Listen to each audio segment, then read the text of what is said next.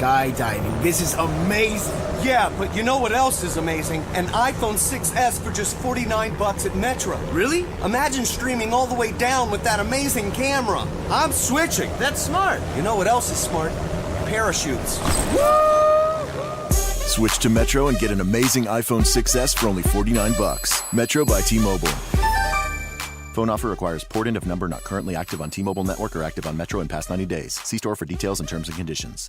Welcome to Life Transformation Radio. This show is all about life transformations and our journey from where we were to why we are doing what we are doing today. We will discuss the hiccups, the roller coasters, and the blood, sweat, and tears that has been poured out while discovering our purpose. It is all about our transformations. Here is your host, Sean Douglas. Welcome, everybody, to another episode of Life Transformation Radio. I am your host, Master Resilience Implementer, TEDx speaker, performance enhancement expert, and author, Sean Douglas. This show is currently heard in over 58 countries, such as the U.S., India, Canada, France, Australia, Belgium, Panama, Malaysia. So I want to thank you to those who are listening to us from around the world. Life Transformation Radio is all about our transformations. Here, we tell the stories of why we're doing what we're doing. We highlight that transformational moment that has changed our lives and how we use this to help transform others and elevate their lives as well. You can listen to us live 5:30 p.m. Eastern Time right here on Blog Talk Radio.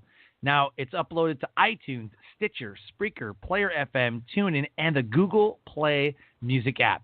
So subscribe, rate, and review the show wherever you're comfortable listening or currently listening right now. You can also join our Facebook community, Life Transformation Radio community, where the guests and the listeners come together in one communal place and talk transformation. And it's an amazing place to hang out. So my guest today, I'm super, super pumped. There's just, I'm overwhelmed after reading through the website and reading through the emails and all the discussions that we've had. I am super freaking pumped to welcome Amy Smith to the show. What is happening? Yay! We're going to have so much fun. I'm so excited to be here.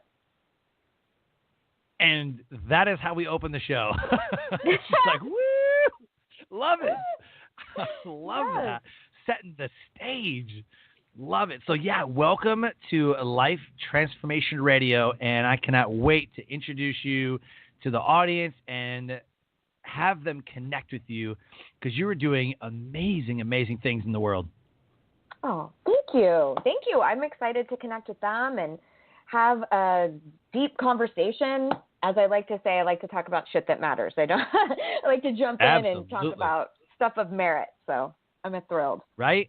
Yeah. You know, when I wrote my ebook, I have an ebook literally called the No BS, No Fluff Guide. I was like, man, I'm so sick of like a webinar that's like 45 minutes long and you get 5 minutes of content and then you're forced into this, if you want to know more type thing. I was like, screw that, man. I'm just giving them the whole everything, the kitchen sink. I'm giving them everything. And it seems to be working. It's like the No BS, No Fluff Guide. Like, this is literally what you need to know. And I talk about the things that you need to know. You know what I mean? So, absolutely. So reading through your website, I always like to name episodes based on the guest's badassery, if you will. And you have an ebook or a workbook, Stand Up for Yourself Without Being a Dick, which I thought was incredible. Incredible. How did you come up with that name? So I work with a lot of people who identify either as extreme perfectionists or as extreme people pleasers, or just being very heavily invested in the opinions of other people. And as I've been doing this for a minute, for the last decade, and as I would talk to people, I found that there was two major fallacies that people felt very strongly about when it came to establishing boundaries, saying no, telling your in-laws what you think, having hard conversations with clients, whatever it might be. People equated standing up for themselves or speaking up for themselves equals malice, I'm being a bitch, or I'm being a dick, or I'm an awful human. Or they associated it with purposely inflicting pain. So a huge piece of my work is saying, hey, we can actually untangle those things. You can be completely assertive and extremely demonstrative about what you do and don't want. And you can do all of that with the utmost grace and kindness. Love it. Yeah, I know. So I didn't even know I was going to tell you this, but my mom tried everything to break up my wife and I when we were first married. Oh, wow. And I had to stand up to her at some point because I was losing my marriage, And my mom, actually, she says, real quick before we get into it, she says, hey, I got you a wedding gift. I'm like, that's awesome. Let's do this. What is it? It's a trip to Orlando and Daytona. I'm like, oh, that's pretty cool. It's like 5 days or whatever. I'm like, that's awesome. And so she's like, yeah, just, come to the house. And I'm living out of state. She's from Michigan, or I'm from Michigan. Go to the house. See a suitcase. I'm like, what's that? She goes, well, I mean, I'm coming with you. Whoa. Like, what? So my mom came with us. Anyway. Wow. But you know what, Sean? I love that you bring that up, because that is what I'm talking about. It's the adult children that you want to have them move out of the house.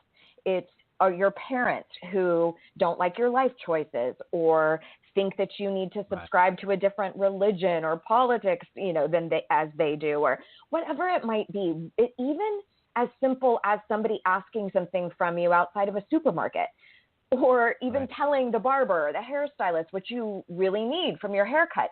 We are conditioned all the time to not rock the boat. And oh my God, is it hard with family. I always thought it would be such a funny tagline for life coaching to be like, the life coaching, because who doesn't have mom issues? Holy crap. That's awesome. Right? Yeah. Wow. Yeah. So, oh my gosh, wow. Who doesn't have mom issues? Yeah, right? Holy crap. All right, awesome. So yeah, this episode is titled Stand Up for Yourself Without Being a Dick with Amy Smith. Amy E. Smith is a certified confidence coach, masterful speaker, and personal empowerment expert. Founder of thejoyjunkie.com, Amy uses her roles as coach, writer, podcaster, and speaker to move individuals to a place of radical personal empowerment and self-love. With acute focus on helping people find their voice, she is highly sought after for her uncommon style of irreverence, wisdom, and humor, and has been featured expert on Fox 5 San Diego and yourtango.com. In the show notes right here, there's links for her free eWorkbook, Facebook community, and Instagram. Like, you got to seek this lady out. She is doing some amazing, incredible things, and her website is super freaking hilarious. You scroll to the bottom, and it literally says, don't steal my shit because karma will get you. I was like, this is going to be an awesome show. Like, you know what I mean? Like, there's a way to be professional, and there's a way to, like, throw your badassery into the professionalism. You know what I mean? Like, put your own, like, kind of spin and swizzle on it, and that's what you've done, and I love it. Love it. So, thanks. You're doing it well. Like, if I'm going to be in a field that is all about authenticity, about truly being who you are, then I cannot go parading around being some sort of stoic version of what a professional life coach or, whatever. I have all the credentials. I've jumped through all of the proverbial hoops and the literal hoops. And, I was interested in catering to a community that loved personal growth, that wanted to be better humans, that wanted to learn how to contend with fear or speak up for themselves. But they also like to throw back a whiskey, and they might not watch their language all the time. And maybe they love red lipstick too. Like, we're incredibly diverse as humans. So I figure, the more authentic I can be, the more I garner that from my audience, and it just works out well. That's the only way I roll. Like, you have to be authentic, real, genuine, transparent, and raw. You have to. You know, there was I don't know if you know who Ryan Mickler is. He is at the Order of Man podcast and like 60,000 person Facebook group. And him and I were speaking recently at an event that Ever Gonzalez put on called the Outliers Podcast Festival in St. George, Utah. And the first thing he says, he's like, there's a couple of things that you need to know about the industry that we're in. If you don't piss people off, you're not doing a very good job. That's right. Like, all right. Here we are. You know, like if you don't ruffle feathers, you don't rock a boat. If you don't, I mean, not like malfeasance, right? But like, right. If you don't just make people mad by your stature, by what you feel and believe, you know what I mean? Like if you don't have enough haters, like I guess you're not reaching enough people. You know, I had a guy troll the show. I got super popular super fast. I had a guy troll the show, and like would call into the show and like talk gay and stuff. It was weird. And I finally just had to block him. It was super weird. He's like, what are you doing after the show? I'm like, oh my God, here we go. So yeah, have an addiction expert on the show talking about addiction, and he calls in. Yeah. So if you don't have enough haters, you know, calling into your show or like trolling your Facebooks or anything, then apparently you're not doing anything right. So that's right. Good times. So let's get into this. Let's dive in. Okay. Tell me, what is your deep why for what you do? The big why. You know, I would love to say something incredibly altruistic and philanthropic, but to be honest with you, it's very self-serving. It is that I am fulfilled and I am rewarded by doing this work. And I spent many years as a makeup artist and was traveling and training and kind of had the big girl job, all of that stuff. And I loved being of impact and teaching and sharing a message. And I've always really enjoyed that sphere. However, as I got older and as my interests changed, I knew that I wanted to be sharing a different message. But I don't at all think that this is the end. I could see myself get extremely passionate about different political issues, you know, things like that. So for me, what it all comes down to is a life lived passionately and on fire. I'm sure you're familiar with the top 5 regrets of the dying by Bronnie Ware. Oh, yeah. And, you know, nobody says, oh, my God, I wish I would have worked a lot harder, or I am so glad I did what my mom wanted me to do. Right? No. Right. The number one regret is I wish I would have lived a life in accordance to what I wanted to do instead of what others expected of me. So, you know, for me, it is about continuing to follow passions over and over again. And I think that it can also create a huge ripple effect, no matter what zone of influence you are in, whether it's in a personal development space or leadership space or physical fitness or whatever it is. If you are passionate about it, I feel like that is what gives you fulfillment. And I'm on board for that. That's right? what I want. Yes. Awesome. Yeah. So tell me what or maybe you have a couple, tell me what the transformational moment is that put you directly on the path to what you're doing right now. You got the podcast, you got the eWorkbooks, you got the coaching and mentoring and like the speaking and that all that is amazing. I like to start at the beginning of things because a lot of times there's a tragedy that happens or something takes place, you know, like the Mothers Against Drunk Driving was started because her daughter was killed by a drunk driver, and now it's, you know, a global movement. I had a guest on the show a couple months ago where her child was abducted. Because her child was abducted, she started a support group locally.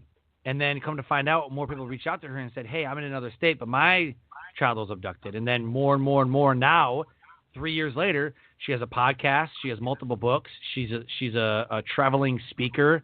And she has a community of people surrounding her and that she's helping move through somebody who just took their child.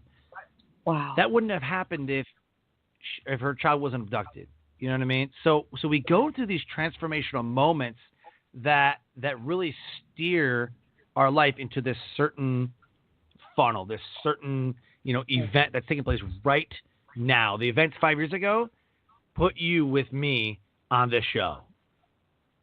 Right. So what would be your transformational moment that set your life on the path to what you're doing now? Oh, wow.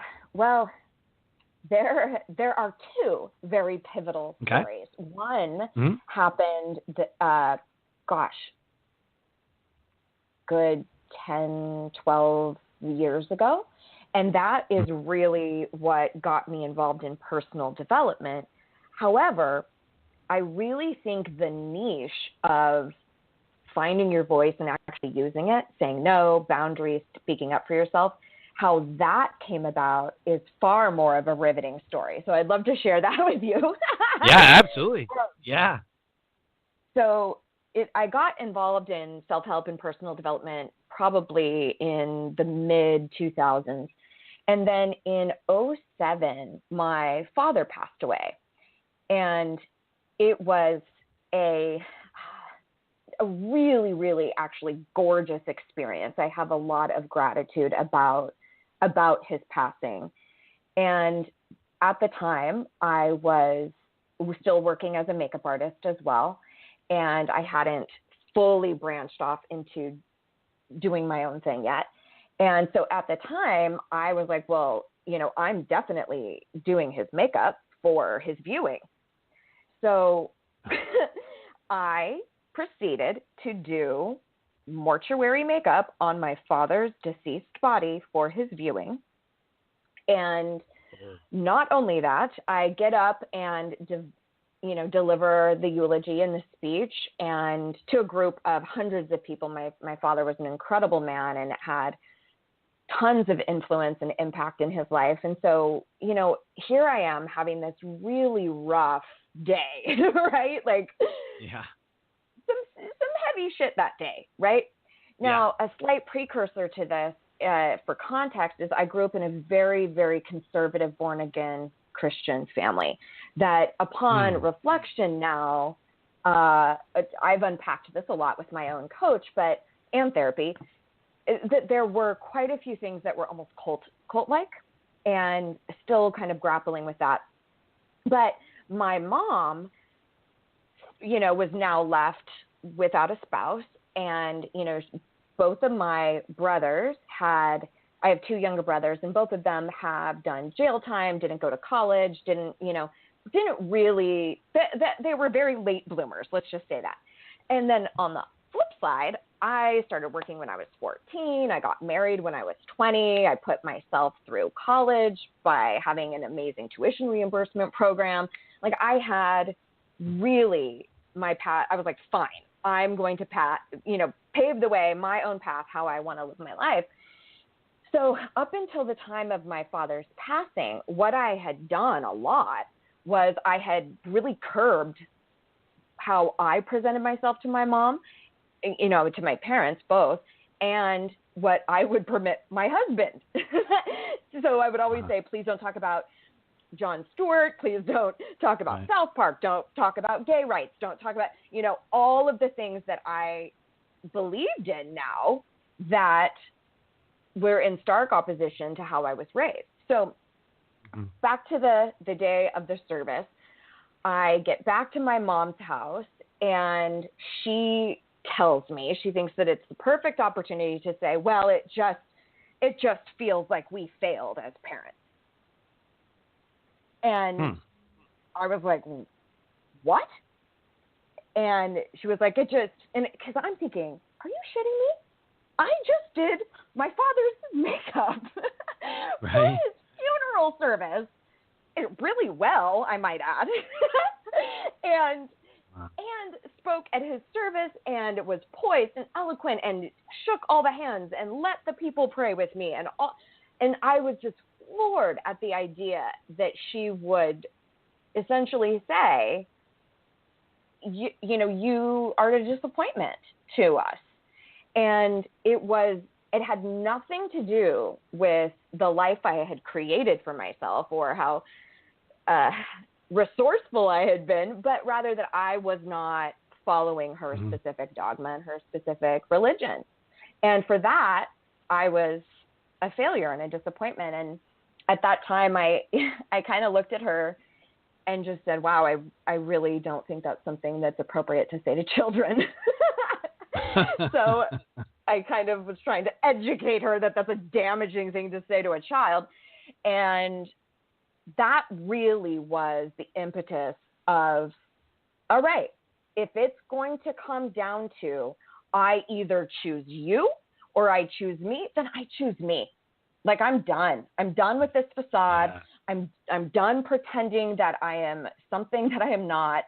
And I don't need you to approve of me because I approve of me.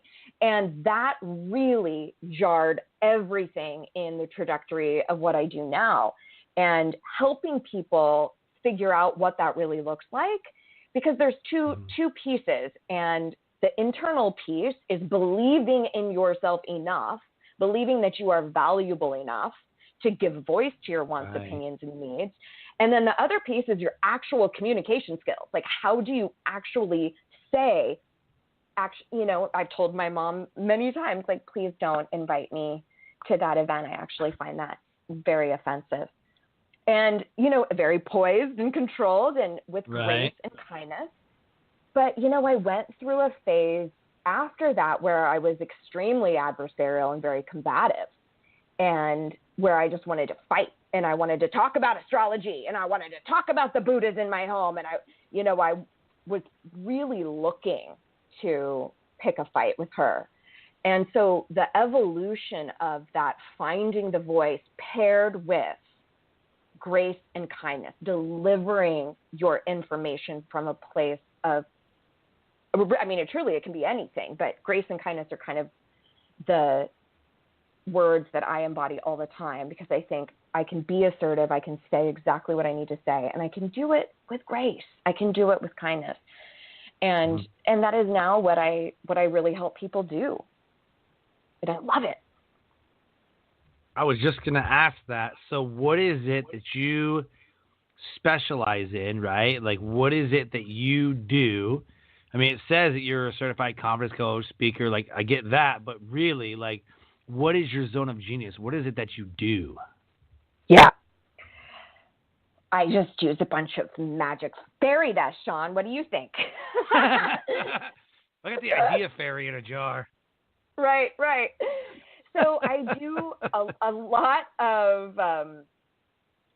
of group programs, and so I have a 12-step program. It sounds, anyway, that's but funny. It is a 12-week, and it spans over 12 weeks, and I teach that program, that format, with one-on-ones, like with individual clients, but a large majority of the time I take a group through it. And sometimes I will do retreats and things like that. But the idea behind the entire body of that work is to start unpacking all of the shit and the clutter that have you at your current set of affairs. So it's your current belief system, your current relationship to fear, your beliefs about yourself. And we kind of dismantle all of that. And then we work on, who do you want to become? Working on identity work or values work. And then it segues into a place of, how do we take all of that and look at, how does this relate to the external world? How does this relate to how I speak up for myself with my boss, with my colleagues, with my children, with my parents? And then we look at how to have tough conversations, how to have boundaries, how to say no. A lot of these things that are really challenging for a lot of people. And so I think my zone of genius is really around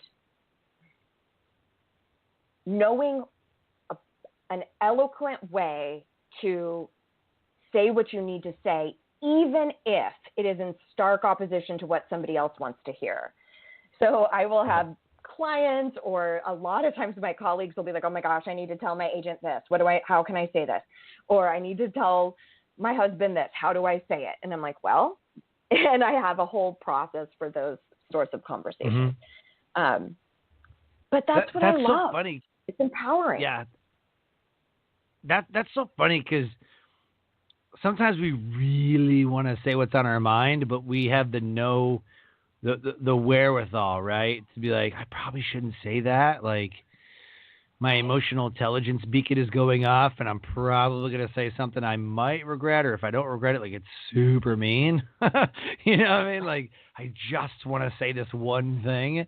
And I think that's where, like, a lot of relationships in general, not just marriages or, boyfriend, girlfriend type stuff, but like coworkers or roommates. Like, oh man, that's a whole nother market. I don't know if you're tapping the roommate market, but like, wow, like college roommates or even like adult roommates, whatever. I mean, they go through all kinds of, you're leaving your crap on the floor. And it's just like huge fights and everything. I think that what you do is very powerful in the sense that you take a step back and really like, you need to say something, but let's really find a constructive way, not a destructive way. Find an active, constructive way to really tell someone how you feel and make them a part of the conversation. Not just, hey, this is this, and they feel like they're being attacked. That's right. That's right. And a lot of it has to do with your paraverbal skills and the inflection and tone of your voice, the cadence. A lot of it has to do with how you broach the conversation altogether. You know, for instance, if your wife's like, Sean, we need to talk. Or if she says, hey, babe, I'd really love to run something by you. Like, which one is far more disarming, right? So my wife would be like, hey, babe, when you get home, we really need to talk. And I'm like, about what? She goes, well, I'll just tell you when you get home. I'm like, no, because I won't come home. You need to tell me now. You know, like I don't like. And then what it is, so what do you want for dinner? Like, oh my God, you got me so worked up. You know, like, so now I'm like, all right, whatever, we'll talk. Like, it's probably nothing. It's probably something. I don't know. I just learned to not put weight into it because I tell her, like, look, if you want to ask me something, just ask me, text me, call me, whatever. But don't say, babe, we really need to talk. Because I'm all like, guard up, walls up. Okay, let me brace for impact, you know, and then it's nothing. And then I feel like let down. I was like, that's right. That's right. And that is not uncommon because, so I just wrapped a class called Relationship RX that was specifically about communication in intimate partnerships, romantic partnerships. And this is one of the things we talk about is the stories that we create, that we have a certain set of facts, an incident that happens. And then because our brain wants to wrap up the story in a nice tidy bow, we create conclusions. We create conclusions around intent, like what you think your wife's intent was, assumption of intent, so all sorts of things like that, that then we create this whole story and then we start gathering evidence to support it. Like you start going, did she look at me weird? Was she just a little snippy with me? You know, and then you start reading into stuff where it may not have ever even existed.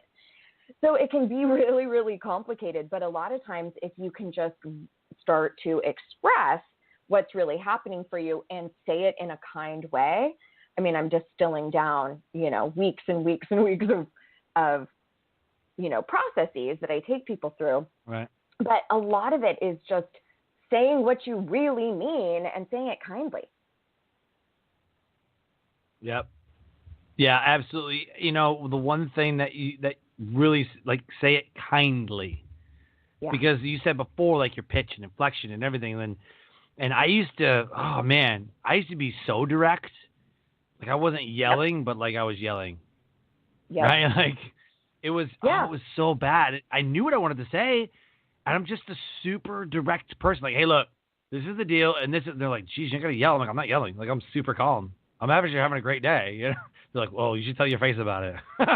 So, yeah, I got that a lot. Like, you should tell your face about it, But I learned that, and even through speaking, like, I learned the pitch and inflection and not to carry your voice so much, and then the pauses, and so I always tell people that I'm mentoring and speaking, like, you're always on display, and you're always speaking, and you're always a speaker. So when you're with your family, you should be the same way you are on stage with your family. With your family, you're on stage.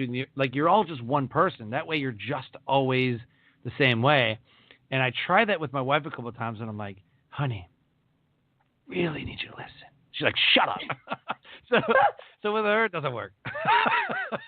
You get semi-emotional. She wants me to be direct. She doesn't care about anything else. She's like, just tell me what I need to know. Like, how do I fix it? What am I going to do? Like, tell me what I need to know. She's like that, but other people aren't. So what do you do with people who want the pampering, but I know we're good friends. Like, how do you deal with that? Well, I think a lot of it has to do with creating a relationship where you are both allowed to give voice to what's happening. And it's much easier if one person takes the lead in that regard. But for example, my best friend and I are extremely different. And she sounds a lot more like your wife, like very, cut to the chase, straight shooter. Her emails are short, curt. And I'm like, I'm going to need an emoji, or I'm going to need an XOXO. Like, I'm going to need a little something, because that sounded way harsh. So, I'm going to need an emoji. I'm going to need an emoji. Awesome. But she's like, I don't have time for that. Let's go. And I'm like, you're going to make time, because that makes me feel loved, and you want your needs met. So this is how we're going to operate. So we had tons of discussions about that, but we started off kind of saying, like, okay, if I say something like this, what do you hear? And we actually started conversing about communication. But I'll tell you, we had a really interesting situation happen that I think a lot of people can relate to. So she was going through a rough situation, and she has gone through a lot in her life. So when she was kind of confiding in me, and I'm thinking, okay, I'm going to be this awesome bestie. And I'm like, listen to me. You are so strong. You are one of the strongest people I've ever known. You have gotten through worse. You are going to get through this too. I know it's hard, but you are going to get through this, right? And I'm thinking, hell yeah, Amy, you're being a really good friend right now. So then she tells me very calmly, okay, so there's two key elements here. It is how she delivered the information and how I received it. So she delivered it and said, hey, I would never expect you to know this, but it would mean a lot to me if you specifically didn't say anything around strength, because that was always something that I felt like I had to be the strong one in my marriage, the strong one in my family, never can break down, never can have a rough time, And she said, and it's hard for me to be reminded of all of the things that I've gone through. Here's what I would love for you to say. You are going to get through this, and just eliminate anything around. She's like, I don't want to remember how shitty other things were that I got through. I don't want to remember that. I don't want to think that this is even close to the how severe that was. So I was like, oh, thank you. Oh my gosh, good to know. And it ended there. But she could have easily started to build up a ton of resentment. Like, why does Amy always say that, and start getting bitey or snicky or kind of, and I could have been like, what the hell, right? Because it's all not being talked about. But instead, I went, oh my God, thank you. Thank you for telling me that. You got it. No problem. Because the way she delivered it to me was extremely palatable. And that's exactly what I do with my husband. He's been like, tell me the exact words. I'm like, these are the exact words to say. And most of the time we don't do that, especially with our partners. They have a rough day. Right. We go, oh, I know what you need. And we just go, oh, honey, you need to do this. You need to tell your boss this. Or you need to tell blah, blah, blah, blah, blah. Or you just need to go back to this. And we prescribe instead of going, hey, how can I be amazing for you? How can I support you the best right now? And actually ask them, whether it's in a friendship or an intimate partnership. Think about how that would go over at work if your boss was like, how can I really be an amazing boss for you? You're like, oh, wait, what? We can do the same thing with our siblings and friends, Yep. Absolutely. Absolutely. So for the listeners listening, if anything resonated with you, get a hold of Amy in the show notes. There are a ton of links. She's on Instagram. Go to thejoyjunkie.com, thejoyjunkie.com. Hook up with her, connect with her. She is laying down some amazing content. And if you're listening and anything resonates with you, you want to talk to her, the number is 657-383-1109. That is to call in to the show as like a listener calling in. Talk to us. Let us know. 657-383-1109. You can ask Amy any questions. So I'm in my resilience training that I deliver. There's a class. It's one of the last skills. There's 11 skill sets that hint into the mental, physical, social, and spiritual domains of resilience. One of those classes called Good Listening and Active Constructive Responding. Ooh. Do you know? Have you ever seen the video of "It's Not About the Nail"? Yes. Oh my gosh. That's the first video that I play in there, and you should see the married couples turn to each other and go, and the dudes are like, what? Like, it is so funny. And then I played that, and I was like, oh, I'm so going to show my wife because, like, I'm a great listener, whatever. She goes, oh, yeah, that's you. I'm like, yeah, the one who's, like, just wants you to listen. She goes, oh, no, you're so the dude. I'm like, what? Like, I didn't know. Yeah. Just, no, seriously. You always try to fix it. You always do. I'm like, no, I do not. And the very next time, she's like, babe, I got a problem. I'm like, all right, let's do this. Like, what do you need me to do? She goes, listen. I'm like, oh, all right. And you're like, besides, you're not listen, what else can I do? Yeah. Oh, my I was God. like ready. Okay, so here's I was what's like ready. so fascinating about that is so in this recent course that I taught, I had overwhelmingly, I think there are shifts, great shifts that are happening as it relates to gender, because I will tell you, it is not like, oh, all the men have the sex drive. Not at all. Or, all the men are extremely stoic and don't want to express emotions. I actually see a lot of stuff that is kind of against what we think of as stereotypical male and female roles, which I think is great. And it's also has a lot of us buying into some real serious bullshit about what's acceptable as a man or acceptable as a woman. And it's kind of like, come on now. No. And I will tell you too, Sean, most people want to fix it, especially if it's somebody who we love. We're not taught to be comfortable with emotion. So if your partner is breaking down or they're stressed or they're hurting, we go, this is uncomfortable. Let's just make it stop. So I think a majority of us want to do that. And it's usually the antithesis of what that person needs. So if you can just stay with them a little bit longer and ask, how can I be amazing? Or acknowledge what the emotion is they're feeling. Like, damn, babe, you seem really stressed. Or that sounds really hard. Or, gosh, I would be so pissed too. Or something that acknowledges their emotion. And then how can I be amazing for you? Something like that. Instead, and you don't have to fix it. Right. Yeah.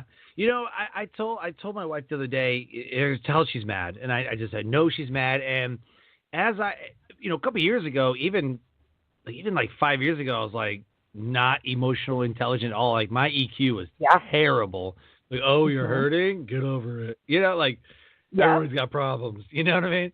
But I'm very in tune now, since with resilience and everything that I do, I'm very, very in tune with emotional intelligence, and I've learned to see things. And she's sitting on the couch, and I'm like, got to figure out what to say. Maybe I don't even need to say anything. Maybe I just need to sit next to her. You know what I mean? So I walk over, and she just looks at me, and I looked at her, and I just went, it's going to be okay. Oh, yeah. And she starts smiling, and she's like, you're an idiot. I'm like, I got you to smile, though. She's like, yeah. So then I sat next to her, and she's like, I'm just so mad. I'm like, I know you are. She goes, but how do you know? I'm like, I can just tell. And it's just like that simple conversation, like acknowledging that emotion that you feel. Like this is what I interpret your feelings, and what I interpret your, body language and everything, and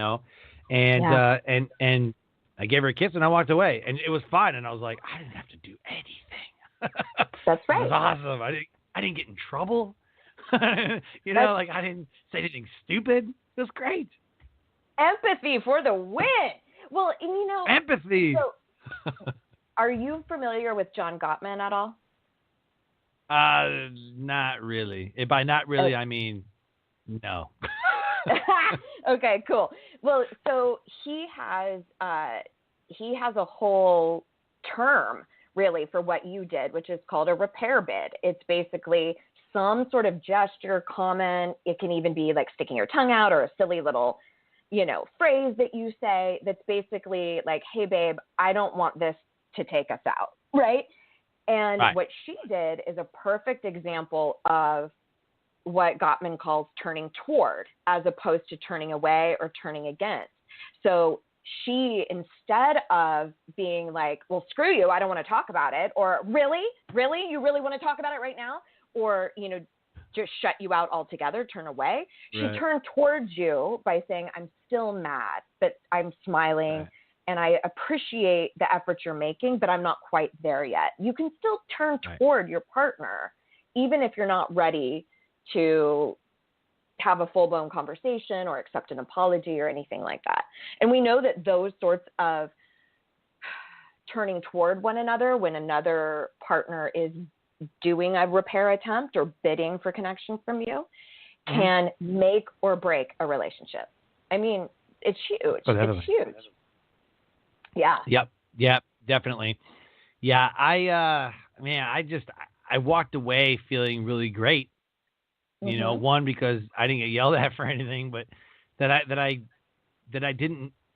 think I felt great that I didn't need to do anything. Like I had made myself available, and that's not really what she needed. You know what I mean? And I was like, okay, well, I'm here. And she acknowledged that. You know what I mean? I was like, yeah, okay, cool. I got this. Like she knew I was there for her. Whatever she was feeling, whatever made her mad that day, whatever was, you know, which is great. So I love that. And I'm curious, what are some resources that you have, or that somebody could, like you talked about the books and some other things, you know, just now. What are some of the resources that you have, or what are some of the resources that people can get? Like one resource that we use is the love language. So Gary Chapman has a book called The Love Languages, the 5 Love Languages. And I had no idea. I don't want to, like, okay, so I want to go to sleep. Leave me alone. Yep. She wants to go to sleep, lay on top of me, lay all over me and hug me and hold me. And I'm like, get away from me. I want to go to sleep. Leave me alone. So I have to be reminded, like, okay, that's her love language. Like, she wants to be held and like all that other stuff. You know what I mean? But she also knows that my love language is affirmation. So as long as she tells me that I'm amazing, and sometimes we have this weird relationship where you start to do things like a smart ass, you know, she's like, honey, you're so great. I'm like, shut up. Like, you know, and we laugh and we, you know, come together but yeah, it's just when you can, you know, do that, right? I mean, I think you're on the right path. But anyway, I was trying to get to what are some resources that you have, and what are some resources that people can grab pretty quickly to start to master what you're talking about? Yeah. Well, I would definitely grab the free workbook. And what's cool about that workbook is that it's designed to be very actionable. So what you'll find is you can consume it in like an audio medium. So for people who tend to like podcasts, they tend to like the audio version. So you'll get that for free as well. Or you can actually print out the workbook and be a little more tactile, depends on how you learn the best. But basically there are 9 challenges in there that are designed to help catapult your ability to speak up for yourself, really kind of bolstering your confidence and your self-love. There's lots of stuff around saying no or having a boundary conversation, even how you speak to yourself. So that paired with my podcast that I do every single week, they always drop on Mondays, and that's just called The Joy Junkie Show. You can find us pretty much anywhere, iTunes, Stitcher, all of those. And those 2 are free resources where you could start to untangle some of the stuff that I've been talking about a little bit. And I've done episodes on all things intimate partnerships, conversations with family members, all sorts of different, I mean, we have over 250 episodes. So there is usually something that you can find over there. And then I have plenty of ways to take your money if you want to do that too. I love that. You're like, I can take your money too. I have some stuff. I can also take your money and give you tons of amazing content in return. But you'll see all of that stuff over on my website over at thejoyjunkie.com. I do have a retreat coming up, and my big course that I teach twice a year is coming up. But I really like people to just get some substance. Like you were talking about those webinars of 45 minutes and one tip. It's like, no, give me some meat so I can create some change in my life. Yeah. Yep. Absolutely. So I want to switch gears a little bit and go a little bit deeper into your personal professional life by asking about influencers. So what kind of influencers do you follow? Are you a Gary Vee gal? Are you more of a Grant Cardone, real and raw? You know what I mean? Or do you keep it simple like Dale Carnegie, or like who are your influencers that you follow? Oh, gosh. Oh, man. Well, it depends. I'm a huge fan of John Gottman's work, and he's kind of a huge pioneer in the world of romantic partnerships, but has really done quite a bit for just relationships in general. So I follow him quite a bit. And there's a handful of other people who have been really pivotal for me throughout my career, because I've been doing this, you know, for a while now. So it just depends, you know, if I'm in a relationship phase or a money phase or what phase am I in. So I really love a gal out of Australia. Her name is Denise Duffield-Thomas. I follow her for a lot of abundance mindset. Also, Jen Sincero is a genius in regards to that as well. And when I was first getting into coaching, I followed a gal by the name of Gina Gabellini, who taught me a lot about manifestation and pairing that with systems and organizing your business. And that was really paramount for me in the very beginning. And Tara Gentile for all things business. I'm like, I know that name. This person. Yeah. I do love Gary Chapman. I like Harval Hendricks also. I don't tend to go the religious route, and Chapman sometimes does. So I just have to, temper myself a bit. But there's a handful for you. Very cool. Yeah, very cool.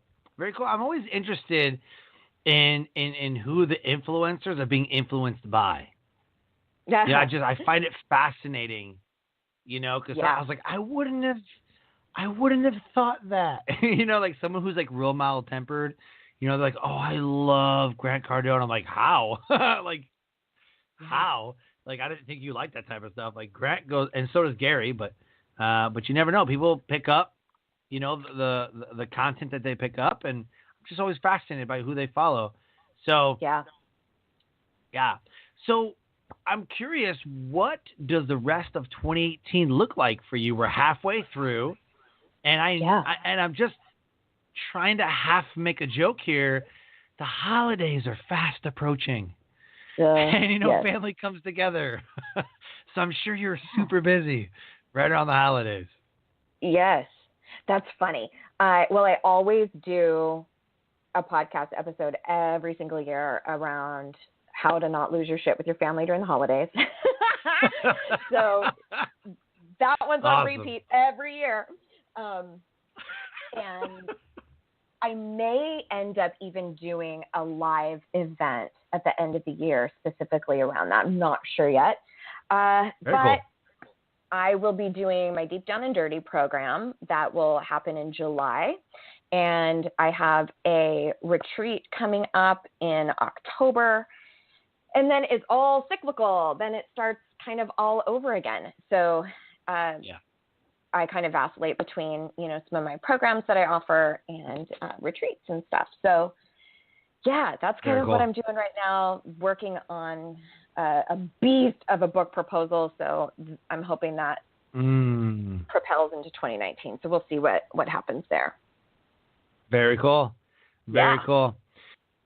So this is the moment of the show where we do a shameless plug. You can plug friends, quotes, websites, Facebook, your products, movies, whatever you want people to know about you. This is your moment to shamelessly plug your brilliance. Go. Oh, wow. I felt like I already did that. That's awesome. I'll tell you more. Oh, my gosh.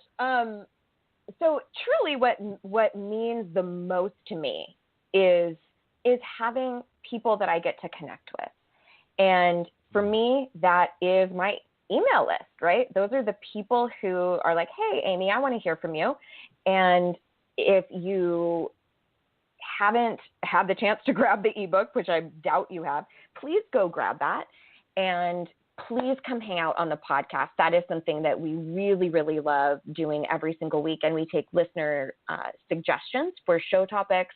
My husband does a Would You Rather segment every single Monday, and then we talk it over in the private Facebook group. Just a word of warning, every single podcast has an explicit content because I do not watch my language, so just be forewarned. Anybody out there? And yeah, those two things really are where I would, that's karmic cash for me right there. People connecting with my little sphere of the internet, and that's just a blast. I love to get to know people, learn about what hit home the most for them. And that's it. You can certainly find stuff to, if you're interested in the retreat, that will be launching very, very soon. So you can sign up at thejoyjunkie.com/retreat just to be on the VIP list. But other than that, I just want to get to know you, I think. There you go. Love it. So as we wrap up, can you deliver your best nugget of knowledge that will motivate, transcend, and inspire someone to take action today? Mine is a concept, and I want everybody out there, if you've been listening to us and you've been like, oh, shit, I could never say that to my husband, or I could never tell my mom that, or I could never say something like that to my best friend. I want you to entertain a different idea of your intrinsic value, okay? I want you to think about this mantra throughout your week. You are responsible for your intention, not your reception. We get so convoluted thinking that we have to control how everyone sees us, experiences us, and we don't look at who am I being? Am I proud of who I am? Am I proud of how I delivered that information? Do I like Amy as I've gone through my day in and day out life? That is the difference between being connected to your intention versus your reception. The problem with being so acutely connected to your reception is that it is a crazy variable. It is all over the place. So I could express an opinion. Let's say I did a political podcast at the time of the election, and it was received all over the place. Some people were like, thank God, oh my gosh, I so appreciated that. Some people were like, you lost a follower, blah, blah, blah. And then other people were indifferent and didn't care at all. And so I kind of went, okay, the reception is all across the board. I need to check in with Amy and go, am I proud of the woman that I was? Am I happy at how I conveyed myself? And that becomes the new barometer of success. So that now I am not, my worthiness is not contingent on if other people accept me or not. If they do, that's awesome. It feels good. It's like a gift, right? And conversely, if people don't approve of me, that might feel shitty. It might hurt, but it also does not mean that I'm not valuable. So I would love for everybody to just entertain the idea of what you are actually responsible for. We cannot make anyone feel something that they don't want to feel. We can't force that on anybody. So start looking at, how am I showing up? What is my intention? And how can I let go of the reception? I love that. Holy crap, I'm sitting here taking notes. Nice. So your You gotta say that first part one more time. That your reception or your.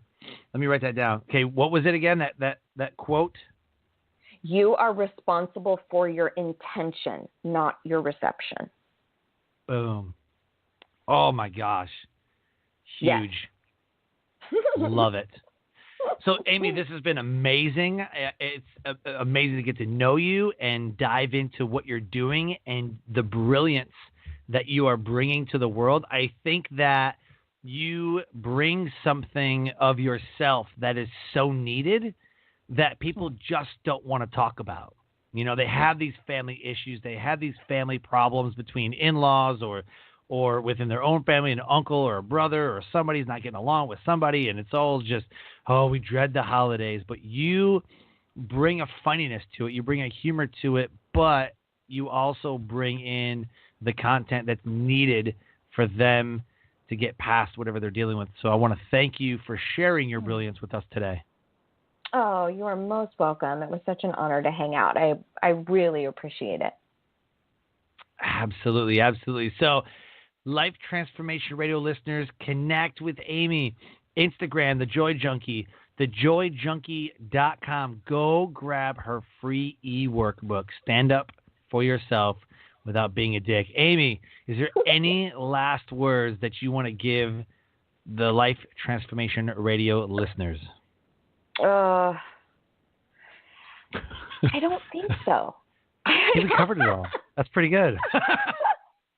I was trying to pull something out, but I'm like, right? I got nothing. Nothing. That's awesome. Oh, that's awesome. So, yeah, I want to thank you again for sharing your time with us. It has been an absolute honor and a privilege to have you on my show. Oh, thank you. Thank you so much. The Life Transformation Radio listeners, another amazing guest, another impactful episode. If anything resonated with you, please join us live 5:30 p.m. Eastern Time. You can catch us on iTunes, Stitcher, Spreaker, Google Play Music app. Subscribe to the show, and please rate and review the show. You can connect with Amy at all of those links. You can connect with me at my website, www.thesuccesscore.com. As we close, I always say, live your brand. Find opportunities every day to live out the core values that you have deep in your heart. I call that living your brand. So until next episode, have a great night.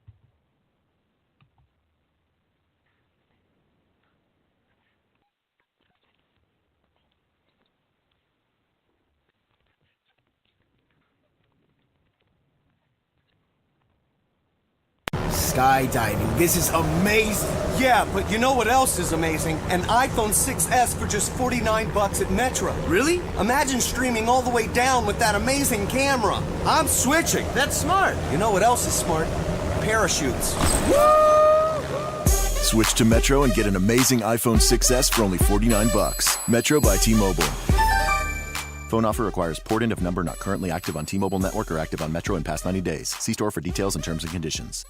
Skydiving. This is amazing. Yeah, but you know what else is amazing? An iPhone 6S for just $49 at Metro. Really? Imagine streaming all the way down with that amazing camera. I'm switching. That's smart. You know what else is smart? Parachutes. Switch to Metro and get an amazing iPhone 6S for only $49. Metro by T-Mobile. Phone offer requires port-in of number not currently active on T-Mobile network or active on Metro in past 90 days. See store for details and terms and conditions.